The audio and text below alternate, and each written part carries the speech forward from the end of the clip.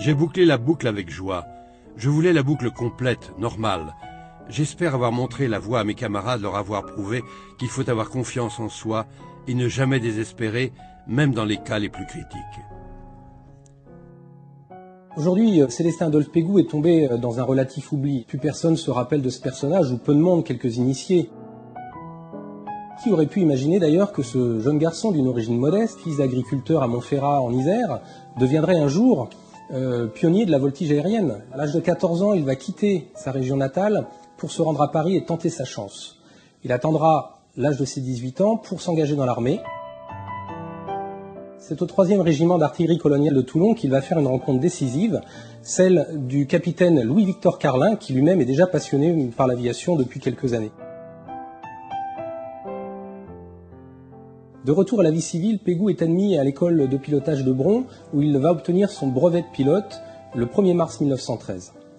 Une semaine plus tard, il est employé à Buc, près de Versailles, par Louis Blériot, comme 3e pilote d'essai. Très vite, Louis Blériot va lui confier l'expérimentation d'une de ses inventions, l'aéroplane à trollet. Il s'agit d'un appareil doté d'un système en V qui devait permettre donc à cet aéroplane de venir s'arrimer sous un câble tendu le long de la coque des navires en pleine mer. Le premier exploit qu'il va réaliser le 19 août 1913 à Châteaufort, c'est l'expérimentation du parachute bonnet. Le parachute est fixé sur le fuselage de l'aéroplane et l'aviateur n'a plus qu'à libérer ce parachute qui vient s'ouvrir et extraire le pilote de son siège.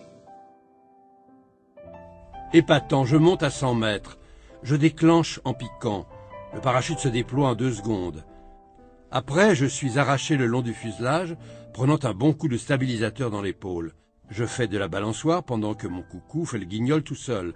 Ce gaillard-là, quand je lui débarrassé de ma personne, pique, remonte verticalement, glisse sur l'aile, se rétablit, repique, se redresse encore, avant de s'écraser. Et moi, doucement, en père peinard, je vais m'enchasser dans la forêt.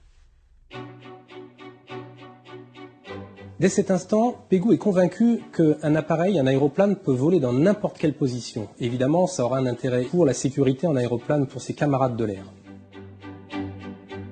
Quelques semaines plus tard, il va demander à son patron, Louis Blériot, de lui confier un nouvel appareil. C'est ainsi qu'il va se rendre à Port Aviation pour tenter le premier vol tête en bas de l'histoire. Avant son décollage, il va confier à un journaliste présent « Qu'importe si je meurs, ce ne sera qu'un pilote de moins, mais si je réussis, combien d'existences précieuses seront conservées à l'aviation ?» Puis il monte à 1000 mètres d'altitude. Arrivé à cette hauteur-là, il se dirige vers le sol, puis poursuit sa descente sur le dos. Il vole là sur environ 400 mètres, puis rétablit son appareil tranquillement pour atterrir en douceur, moteur éteint. Quelques semaines plus tard, le 21 septembre 1913, à Buc, Pégoud va réaliser à l'issue d'une série de figures parfaitement inédites le premier looping the loop, une figure qui fera sa renommée et qu'il partage donc avec le russe Piotr Nesterov, qui aura réalisé lui-même cette figure quelques semaines plus tôt. J'ai commencé par des glissades sur l'aile gauche et sur l'aile droite, retournement de l'appareil dans le plan de l'axe du fuselage et redressement sur l'aile, glissade sur la queue, moteur arrêté, avec une chute de 200 mètres, vol plané sur le dos avec redressement, descente en tire-bouchon, appareil vertical sur une aile, et pour terminer, hors de mon programme, j'ai bouclé la boucle.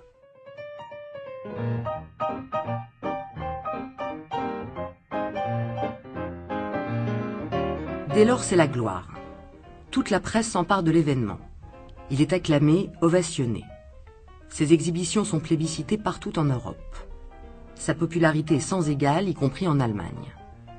Pégoud s'apprête à conquérir l'Amérique.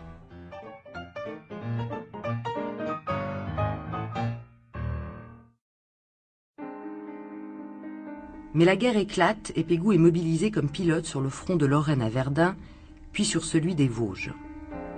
De fait, la voltige se militarise. De simples observateurs, les pilotes se transforment rapidement en escrimeurs du ciel.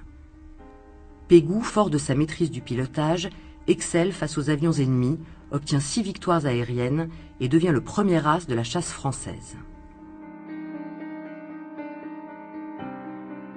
Mais l'inimaginable finit par arriver le 31 août 1915. Pégoud, le roi du ciel, est mortellement blessé lors d'un combat aérien. Son Nieuport 11 s'écrase après une chute de 2000 mètres près de Belfort. Une foule nombreuse assiste à ses funérailles le 3 septembre. Sa dépouille sera transférée à Paris le 23 octobre 1920. Il repose depuis au cimetière du Montparnasse.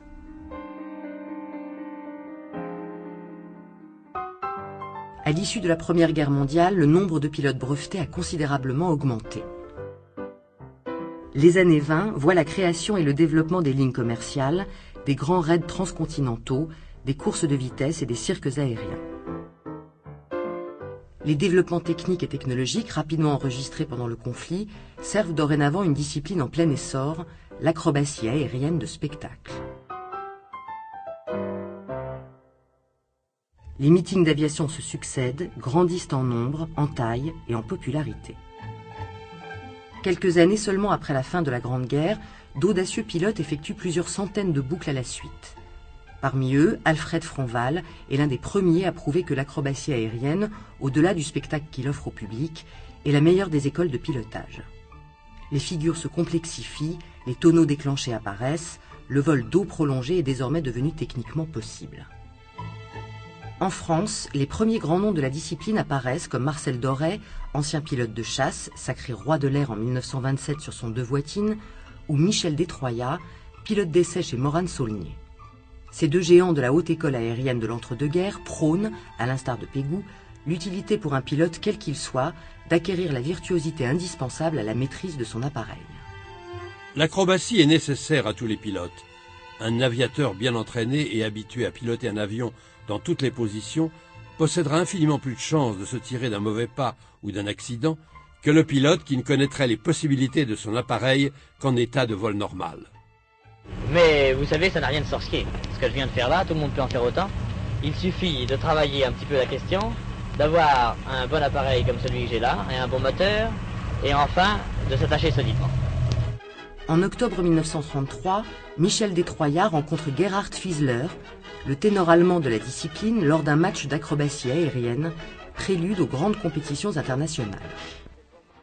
L'audace et la précision des prouesses acrobatiques enchaînées par les deux experts ne permettent pas de les départager. Le duel sportif se solde par un match nul.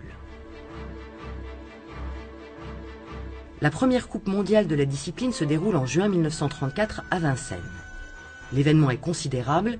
Sous les yeux écarquillés de plus de 150 000 spectateurs, 9 compétiteurs venant de 6 pays d'Europe sont jugés pour la première fois sur des séries de figures imposées et sur des évolutions libres. Au terme d'une compétition acharnée de 2 journées, pendant lesquelles une nouvelle fois les deux chevaliers du ciel, Détroyat et Fiesler, s'affrontent à coups de boucles, tonneaux, vrilles et autres chandelles, l'as allemand remporte l'épreuve devant le français. Rivaux, mais néanmoins amis, Marcel Doré et Michel Détroyat démontrent une nouvelle fois leur talent d'équilibriste du ciel lors d'une rencontre époustouflante qui se tient quelques semaines plus tard à Vincennes.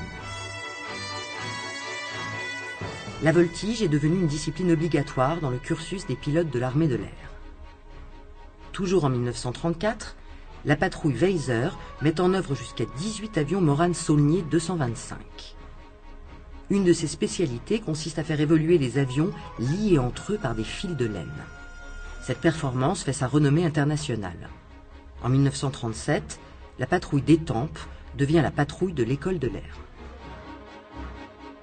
Mais sur l'Europe et sur la France, voici que sonne à nouveau le tocsin. La voltige aérienne va s'exercer désormais sous des cieux beaucoup moins pacifiques.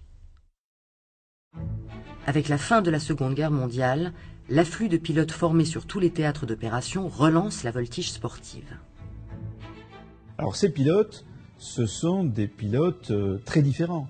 Ils ont volé sur des avions très différents, certains étaient des chasseurs, d'autres des pilotes de bombardement, des pilotes de transport. C'était en même temps des hommes fantastiques, c'est toute l'épopée de l'aviation de la France libre, de Normandie-Niemen, de tout ce qui nous a fait rêver.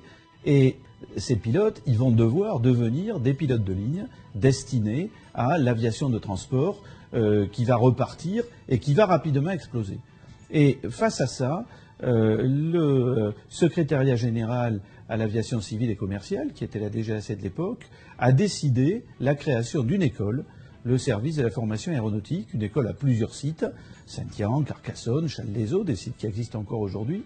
Et dès l'origine, cette école a voulu former ses pilotes, non seulement au pilotage et au pilotage avec des normes d'aviation commerciale des gros avions, mais aussi à la voltige, au planeur, parce que ça développe le sens de l'air des pilotes, l'airmanship comme disent les Anglais, c'est un facteur essentiel de sécurité et on continue à former des pilotes comme ça aujourd'hui.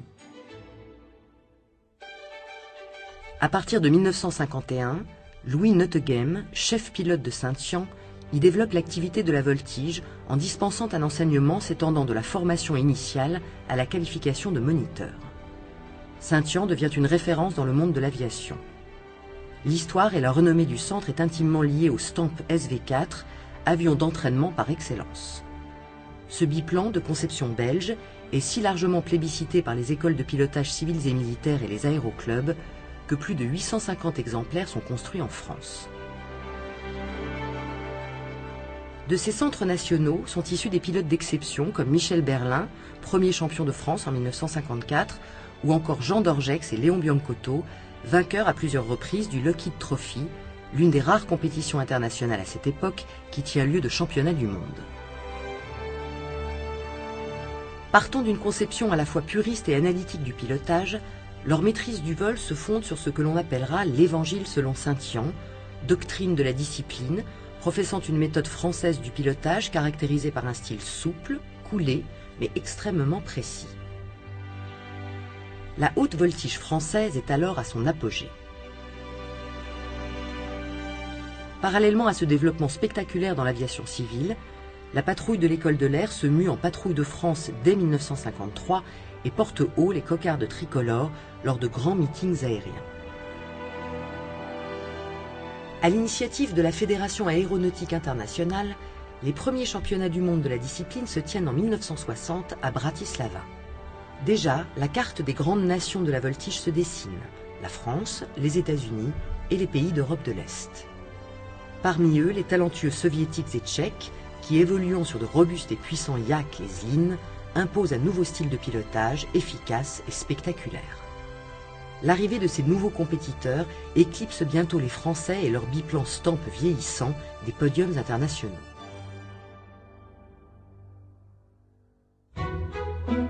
Mais, dès le début des années 70, un homme entêté, Auguste Mudry, s'est promis de conjurer le sort et de redonner aux pilotes français le rang qu'ils ont toujours tenu.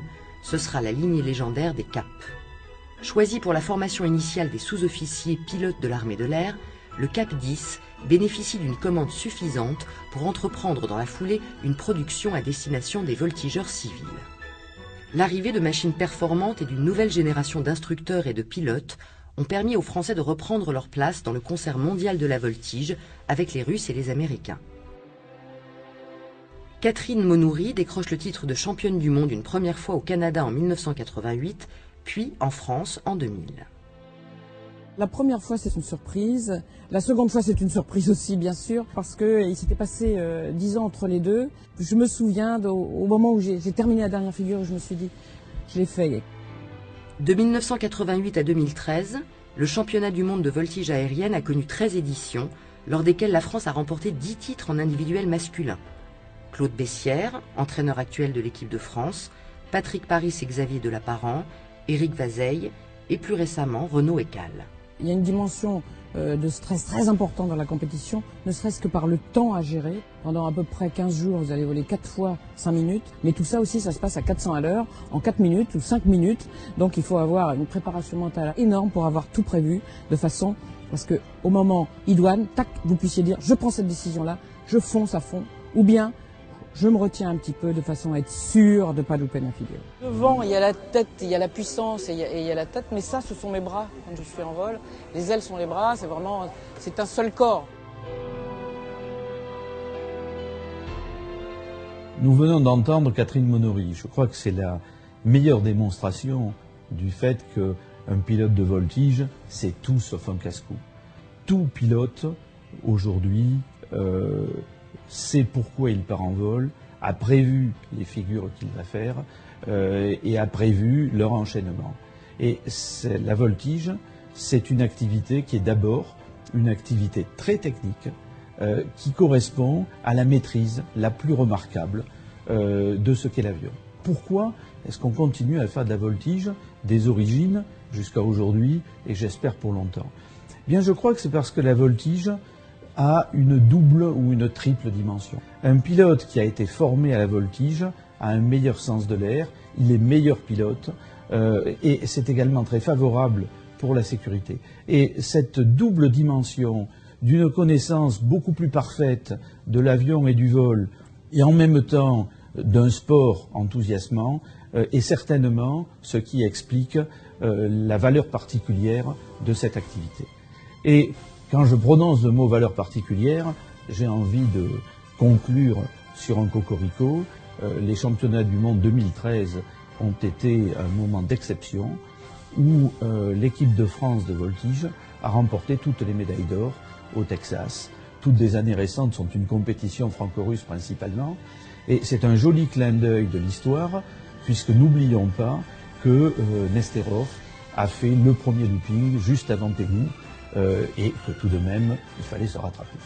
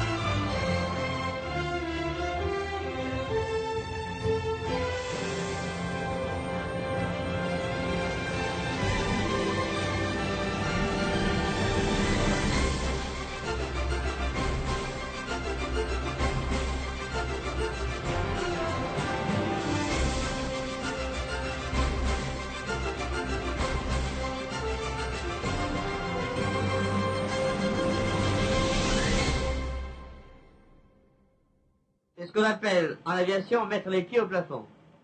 Ce vol a pourtant une utilité, c'est celui de démontrer qu'en France aussi nous avons un matériel, moteur, avion et carburateur susceptible de voler dans n'importe quelle position, et cela pendant un temps indéterminé.